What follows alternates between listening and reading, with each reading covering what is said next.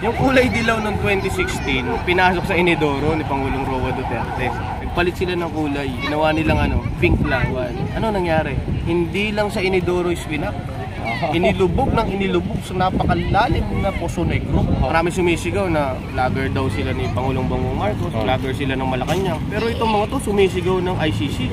Parang kinokontra mo yung sinasabi ni Pangulong Bongbong Marcos. Double standard yun. Kung ako subscriber mo, bakit pa kita ipapalo? Kung Pangulo nagsasabi na hindi dapat pumasok ang ICC. Teka, sabi ni Pangulong Bongbong Marcos huwag pumasok. Tapos ikaw naman na vlogger, ang tinatatak mo sa isip namin, papasukin ng ICC para mapakulong si Pangulong Duterte. Pero pag tatanungin mo si Pangulong Bongbong Marcos, ang sasabihin, di ba, mataas ang respeto ko sa mga Duterte. Pero ikaw, sinisiraan mo yung mga Duterte. Tawag ka bang pinagkakatiwalaan ng Pangulo pagdating sa pamamalit at pagpapahayag? Hindi. Di ba? Ang tawag sa'yo, fake news. Fake news.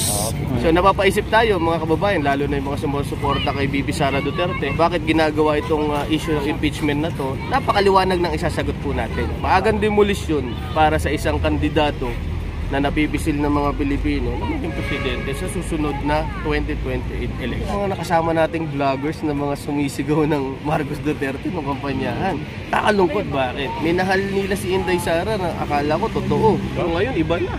Sinabi daw Sara, sabihin daw impeachment. Saan ka nakakita? Merong isang vlogger nagsabi, mas pipiliin ko pa na maging kaalyado ang mga dilawan kaysa sa mga Duterte na kriminal. Ibig sabihin, kasama siya sa pagbabalik ng mga dilawan. Gaano kalupit? Diba? Hindi siya magkakaroon ng mga subscribers kung sabihin niya yan ng kampanyahan. Samantalang dati ang sinasabi niya, mga dilawan, mga inidoro, diretso, inidoro. Tandaan nyo, ang minsan naging traidor, posibleng mag-traidor pa rin. Kasi yung sinuportahan ko ng 2022 is yung alyansyang Marcos Duterte. At hanggang sa susunod at sa mga susunod na laban, yan ang nakikita ko talagang maglalaban sa ating mga Pilipino para sa ikaulad ng ating bayan. So para naman sa mga makabayang black, gaya ng mainit na issue doon sa confidential fund, yung ginagamit nilang pambatikos kay VP Sara Duterte, napakalaking tulong na nagawa ng confidential fund. Aminin natin at hindi, napakalaki ng pagbabago pagdating sa bilang ng mga nagrarally. Lagi kayo nakakakita ng mga nagrarally, di ba?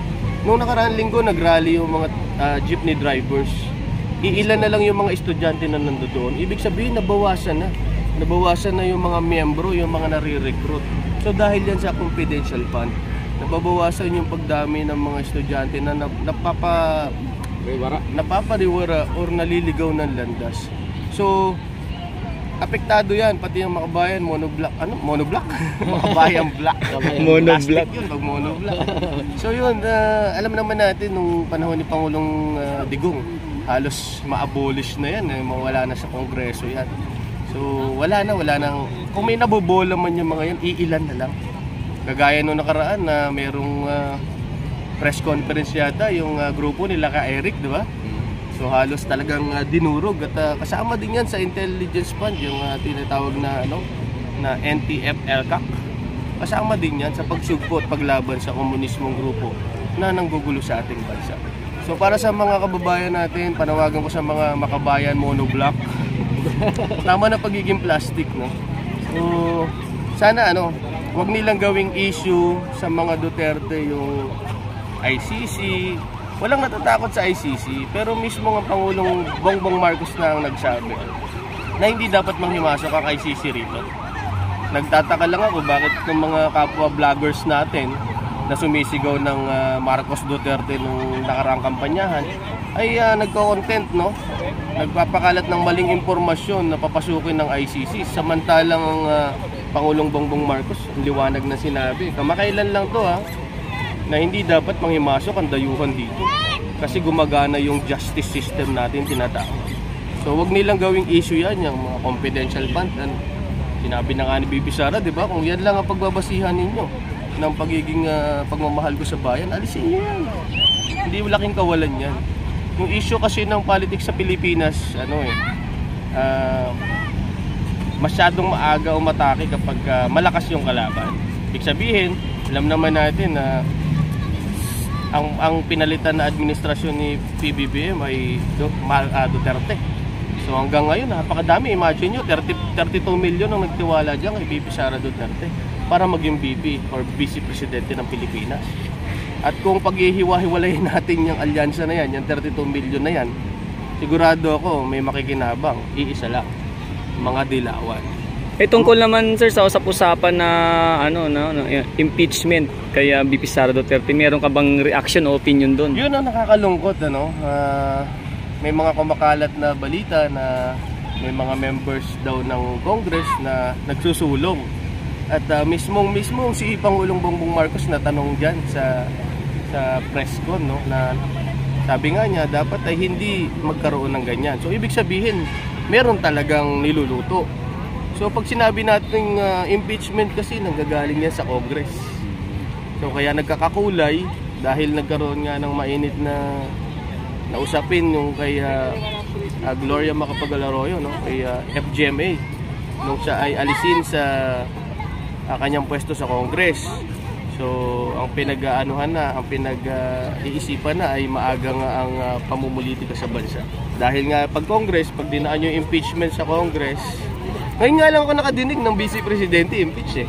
So napapaisip tayo mga kababayan, lalo na yung mga sumusuporta kay VP Sara Duterte, bakit ginagawa itong issue ng impeachment na to? Napakaliwanag ng isasagot po natin. Maagang demolisyon para sa isang kandidato na napipisil ng mga Pilipino na maging presidente sa susunod na 2028 election. So paano kung sakali parang first time ito mangyayari? Oo, first time mangyayari. First time. Ang nakakalungkot dito, ang mga nagagamit nitong mga ng mga impeachment na to, itong mga nakasama nating vloggers na mga sumisigaw ng Marcos Duterte ng kampanyahan. Nakakalungkot, bakit?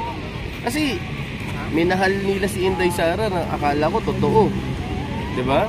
Dahil napakalaki nun, sasalubungin ng supporters ng Mindanao at sasalubong sa norte. Nagtagpo-tagpo doon sa center, sa NCR. So talagang grabe yung naging unity team ng Marcos Duterte noon. Ano yung sigaw noon? Pag sinabi kong Sara? Kapag sinabi kong Sara, sabihin nyo Bongbong. Oh, di ba? Pero ngayon iba na. Ano na yung sigaw, pre? Pag sinabi daw Sara, sabihin daw impeachment. Diba? Gano'n na. Ikaw, Idol Rex, may tanong ka ba? Nakakalungkot yung impeachment na yan. At hindi yan hindi yan, alam mo ang usok hindi magkakaroon kung walang apoy. Tandaan nyo yan. Kaya lang, siguro testing water ng mga gustong sumira sa mga Duterte, hindi nila maloko yung taong bayan. Maloloko nila ang iilan, pero hindi ang karamihan at hindi ang kalahatan. So, ang dami. Alam mo itong mga tao na to na nag-i-enjoy dito sa Dolomite Beach, ipakita nyo. Lahat yan, no? Yan, no? Ay natutuwa dahil napagawa ito ng mahal na Pangulong Rodrigo Roa Duterte. Talagang enjoy na enjoy, no? Gusto ba nila magkalye survey tayo? Oh, ayan, magbalik ba? Ikaw ba, ano ka ba? Magkakalye survey ka ba ulit? Pagka talagang isinusulong nila. Oh, talagang ikaw tatanungin ko, kapatid na Rex, kung sakali ba sa mga susunod na eleksyon at tatakbo na ang isang Sara Duterte, susuporta ako. Hanggang ngayon, Idol, pag tuwing ako ay magbablog, ay talagang isinusulong ko na ang future president natin in the next 2028 ay talagang future president Sara Duterte na. Wala na pong pagkaiba. Naging tadhana na po yan, Idol. Tadhana na si Inday Sara na maging president. At nakatadhana na. Pilit lang nilang ginigiba. Dahil po sa takot naman sila na talagang magpapatuloy yung nasimulan ni PRRD hanggang sa ngayon, kasalukuyan, at maging sa susunod pa na generasyon. Ganito kasi yan yung kulay dilaw. Yung kulay dilaw ng 2016, pinasok sa inidoro ni Pangulong Roa Duterte. So anong gagawin nila? Kailangan nila magkaroon ng disruption na tinatawag. Kailangan nating mawala sa isipan ng mga sambayan ng Pilipino na naniniwala at nagmamahal sa ating bansa na wala ng dilawan. Anong ginawa nila? Nagpalit sila ng kulay. Ginawa nilang pink lawan. So noong 2022, pinagpilitan pa rin nila yung pink lawan na kulay na yan. Ano nangyari? Hindi lang sa inidoro iswinak. Inilubog sa napakalalim na Poso Negro. Poso Negro talaga. So ngayon wala na ang dilaw, wala na ang pink. gusto na nilang magtago sa likod ng pula. Di ba? Ginagamit na nila itong mga vloggers na kasama natin na nasa pula o nasa administrasyon. Saan ka nakakita? Merong isang vlogger nagsabi, mas pipiliin ko pa na maging kaalyado ang mga dilawan kaysa sa mga Duterte na kriminal. Imagine nyo. Matindi yung binitawan salita, no? Hindi nang binitawan na salita. Ibig sabihin, kasama siya sa pagbabalik ng mga dilawan. Grabe, no? Oh. Gaano kalupit, 'di ba? Hindi siya magkakaroon ng mga subscribers kung sabihin niya yan ng kampanyahan. Samantalang sinisigaw niya noon. Kung samantalang dati ang sinasabi niya, mga dilawan, mga inidoro, diretso, inidoro. Samantalang ngayon, mas gusto na daw nila. Tandaan nyo, ang minsan naging traidor, posibleng mag-traidor pa rin. Ganun kasimple yan. So, ako never ako magpo-promote, no? Never ako. Ako hindi ko kiniklaim sa sarili ko na samahan ako ng mga kapwa-vloggers ko sa Alyansang Marcos Duterte upang gawin yung sinasabi ko. Basta never ako magpo-promote ng dilawan kasi ano na yung credibility ko sa mga viewers ko? O sabihin mo meron akong 20,000 viewers lang o 20,000 subscribers lang. Yung 20,000 subscribers na yan, kaya sumuporta sa akin yan nung panahon na yun. Kasi alam nila na against ako dito sa mga tao na to. Against ako dito sa mga namumuno na to. Tapos ipopromote ko. So anong mangyayari doon sa mga subscribers ko? Sasabihin sa akin, wala kang kredibilidad. May matira man sa'yo doon, wala na yun. Parang sasabihin nun, ano pa yung pinaglaban mo nung panahon na yun? Parang lumabas nun, fake news siya nun. Hindi lang yun, parang kumain ka ng tabi. Ayun, no? Di ba? Yun. Kasi tabi sa mga nanonood. Imagine mo kaya ka minahal ng mga viewers at subscribers mo dahil sinabi mo sa kanila yung katotohanan. Na ito ang totoo. Ang nagbago ng Pilipinas ay si Pangulong Rodrigo Roa Duterte at ipinagpapatuloy ni Pangulong Bongbong Marcos. Tama. Tapos ngayon sisirain mo si Pangulong Duterte. At sasabihin mo na mas gusto mo makabalik yung mga dilawan. Nasaan yung common sense mo doon? Nasaan yung integridad mo doon? Wala. Hindi, no? Yung ginawa kasi ng mga mainstream media, idol, yung last word ni PBBM na ICC is under study. Yun lang ang kinuha nila, tapos inano na nila. Ginawang headlines na agad yun. Tapos ginawang content na yun kasi yung tinatawag na mind conditioning. Yung mind conditioning tapos yung mga cut videos, yun talaga. Pero nagsabi doon si PBBM na wala pong kailangan na magano dito ng mga ICC kasi mayroon tayong justice system dito. Talagang hindi pero pwede. kasi tayo sa Constitution, under the 1987 Constitution, ito yung pinakawaling Constitution natin after nung 1973. 1973 Constitution is under Pangulong Ferdinand Edralin Marcos na nawala yung Senado, nawala yung Congress, Assembly man lang, Prime Minister and the President, no? So nung napalitan, nung sila ay na-exile at nawala sa pwesto ang mga Marcos, itinayo itong 1987 Constitution, which is nandun pa rin yung tinatawag na executive, legislative at saka yung judiciary system natin. So yung judiciary system natin, once yan ay mawala, once hindi gumana yan or magkaroon ng gulo sa Pilipinas, diyan na pwedeng manghimasok. Ang isang magandang mga example diyan yung mga bansa na may gulo, may mga gera, na wala nang mga wes, wala nang batas para sa mga tao. So pwedeng pumasok na yung international court law na tinatawag. So balit ngayon, tingnan nyo, pinakamaganda example nga, no? Gaya nung kay Laila de Lima, dating Senadora Laila de Lima. So hindi ba sila natutuwa na pinaburan ng korte na makapag-bail at makalaya pansamantala? Diba? Ibig sabihin, yung justice na hinihingi nila, nakuha nila para kay Laila de Lima. So, halimbawa ikaw, Rex TV Vlog Adventure ay nagkaroon ng paratang, ikaw ay nasakdal sa korte. Gusto mo ba yung dayuhan na hindi ka naman kilala, hindi man lang natira dito sa bayan natin, ang magsasabi na oo, guilty yan si Rex, guilty sa salang pagkagwapo. Yun lang, diba? So hindi maganda, diba? Hindi maganda kahit pinagkakalat ng mga ibang dayuhan yung pagkakagwapo ko. Hindi yan nangyari yan nung 1934. Ay, 1899 Constitution. No? May kwento ko lang. 1899, no? First Constitution na tinatawag under the Republic of the Philippines. Ito yung kay Pangulong Emilio Aguinaldo. So, yun yung unang constitution natin na medyo questionable. Kasi nakalagay doon na wala sino mang Pilipino or dayuhan ang pwedeng makulong basta-basta. Lahat ng mga dayuhan pwedeng manirahan sa Pilipinas. So, yun. Hindi dapat natin gawin yun. Dahil may tinatawag tayong sovereignty or soberehenya na pagkakaroon ng isang independente na bansa. So, kailangan natin yung kalayaan natin magdesisyon sa mga bagay-bagay. Sovereign country tayo. Hindi tayo dapat sumusunod sa anumang sinasabi ng ibang bansa patungkol sa batas or sa pagpapataw ng batas sa ating mga kababayan. Diba? Kapwa mo Pilipino ang dapat dumaan sa tamang proseso ang maghuhusga West na Pilipino.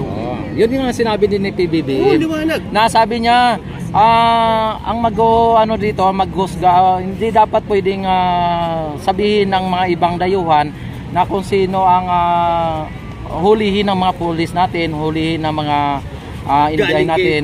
Galing kay PBBM yun.